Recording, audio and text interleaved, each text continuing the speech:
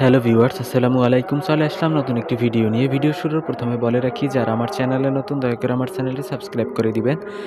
আজকে নতুন একটি ভিডিও নিয়ে আপনাদের মাঝে হাজির হয়েছি। ভিডিওর বিষয় হচ্ছে অষ্টম এনটিআরসিএ নিয়োগ পরীক্ষা 2026 বিষয়ে কিভাবে আপনারা আবেদন করতে পারবেন। ফার্স্ট টু লাস্ট বা এ টু জেড আপনাদেরকে দেখিয়ে দিব আজকের ভিডিওর মাধ্যমে। তো চলুন ভিডিওটি শুরু করা যাক।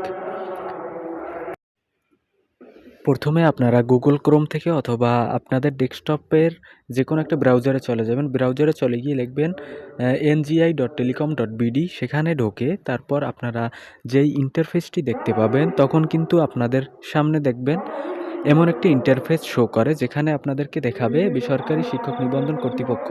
সেখানে আপনার ক্লিক করে ঢুকলে তখন কিন্তু আপনাদের সামনে এমন একটা ইন্টারফেস শো করবে। সেখানেই প্রথম দেখতে পারবেন যে অষ্টম এনটিআরসি এর কথা বলা হয়েছে বা এক্সাম ডেটের কথা বলা হয়েছে। একেবারে প্রথমটাতে যখন আপনারা ক্লিক করবেন তখন কিন্তু আপনাদের সামনে একটি ইন্টারফেস শো করবে।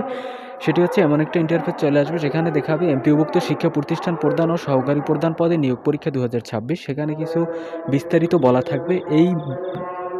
আপনারা এই নির্দেশনাবলীগুলো একটু পরে নেবেন। যেখানে বলা হয়েছে বিস্তারিত বিজ্ঞপ্তি দেখতে এনটিআরসি এর ওয়েবসাইটে লিঙ্ক দেওয়া আছে, সেখানে ভিজিট করতে বলছে। এবং দেখেন, একটি ইন্ডেক্স নম্বর ব্যবহার করে একটি মাত্রই আবেদন করা যাবে এবং কিছু যোগ্যতার কথা বলা হয়েছে।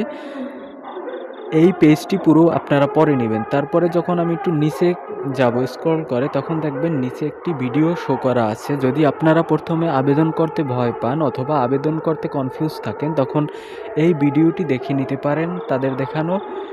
আর উপরের নির্দেশনাবলীগুলো অবশ্যই পরে নেবেন। যেমন আবেদন প্রক্রিয়া সম্পর্কে বিস্তারিত ধারণা দেখতে দেখেন নিম্নোক্ত ভিডিওর নির্দেশিকাগুলো অনুসরণ করতে পারেন। সেক্ষেত্রে বলা হয়েছে এই ভিডিওটি আপনাকে দেখতে বলা হয়েছে।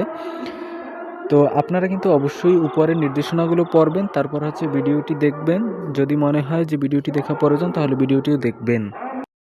আপনাদের এই নির্দেশিকাগুলো পড়া শেষ হলে তারপরে পরবর্তী ধাপে আপনি ক্লিক করবেন। পরবর্তী ধাপে কিন্তু এমন একটা ইন্টারফেস চলে আসবে, যেখানে দেখাবে অ্যাসিস্ট্যান্ট হেড টিচার এবং আপনি যে পদে আবেদন করবেন এই পদগুলো উল্লেখ করা থাকবে। যেমন হেড টিচার, অ্যাসিস্ট্যান্ট সুপারিনটেনডেন্ট এবং হেড টিচার। আরও যদি আপনি নিচে স্ক্রল করেন, তাহলে আপনি যেই পদের জন্য যোগ্য সেই পদে গিয়ে আপনি ক্লিক করবেন। ক্লিক করার পরে আপনারা সেখানে লিখবেন, দেখবেন কি এমন একটা ইন্টারফেস চলে আসবে। সেই ইন্টারফেসে দেখবেন পার্সোনাল ইনফরমেশন যখন আপনি দেবেন, তখন কিন্তু আপনারা শুরুতে যে ইন্ডেক্স নম্বরটি দিয়ে প্রবেশ করছেন, সেই ইন্ডেক্স নম্বরের অধীনে কিন্তু আপনার নাম শো করবে। সেখান থেকে নাম শো করার পরে আপনারা যাবতীয় যে তথ্যগুলো চায় সেখান থেকে দিয়ে নেবেন। যাবতীয় তথ্য দেওয়ার পরে নেক্সট বাটনে ক্লিক করবেন। নেক্সট বাটনে ক্লিক করার সাথে সাথে দেখবেন এমন একটি ইন্টারফেস চলে আসবে, যেখানে আপনাকে দেখাবে। দেখেন এই ইন্টারফেসে কিন্তু সেখানে আপনাকে এসএসসি, এইচএসসি এবং বিভিন্ন আপনার শিক্ষাগত যোগ্যতা যা যা আছে এগুলো আপনারা অ্যাড করে নেবেন। এগুলো কিন্তু এখানে থাকবে না, আপনাদের অ্যাড করে নিতে হবে। অ্যাড করার পরে কিন্তু আপনার সব তথ্যই কিন্তু অ্যাড করতে হবে। আপনার যা যা যোগ্যতা আছে সেগুলো অ্যাড করার পরে তারপর আপনারা নিচে নেক্সট বাটনে ক্লিক করলে এমন একটা ইন্টারফেস চলে আসবে, যেখানে দেখবে নিম্নোক্ত অভিজ্ঞতার যোগ্যতা, যেখানে যে কোনো একটি নির্বাচন করতে হবে। আপনার যে যোগ্যতা আছে ওই যোগ্যতা অনুসারে আপনারা দেখবেন আপনার কি যোগ্যতা আছে, ওই যোগ্যতার ঘরে আপনি একটি ক্লিক করে দিবেন। আপনার যদি যোগ্যতা থাকে যে দাখিল মাদ্রাসার সুপার পদে 5 বছরের অভিজ্ঞতা, অবশ্যই যদি আপনার অভিজ্ঞতা থাকে তাহলে কিন্তু আপনার ক্লিক করতে হবে। না থাকলে কিন্তু আপনি পরবর্তীতে ঝামেলার ভিতর পড়বেন। তো থাকলে আপনার ওইটাই ক্লিক করার পরে নেক্সট বাটনে ক্লিক করলে এমন একটা ইন্টারফেস চলে আসবে, যেখান থেকে আপনাকে কিন্তু ছবি এবং স্বাক্ষর আপলোড করতে হবে। ছবি কিন্তু 300x300 পিক্সেলে আপলোড করতে হবে, যেটা আপনারা আগেই আপনাদের ল্যাপটপ বা ডেস্কটপে নিয়ে রাখবেন এবং স্বাক্ষরও নিয়ে রাখবেন স্ক্যান করে, তারপর সেখানে বসিয়ে দেবেন।